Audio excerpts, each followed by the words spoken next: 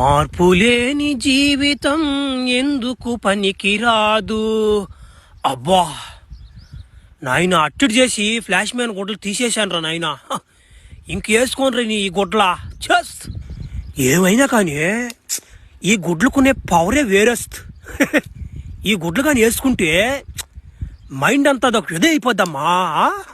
ఒరే వద్దులే, ఇప్పుడే నాకు చాలా చెడ్డ పేరు వచ్చేస్తుందిరా. నా బంధువులందరూ నా మిత్రులందరూ నా కాడకు రావాలంటేనే భయం వేసిపోతుంది జనాలకి. అందుకే ఈ గుడ్లు ఇప్పేసా నేను.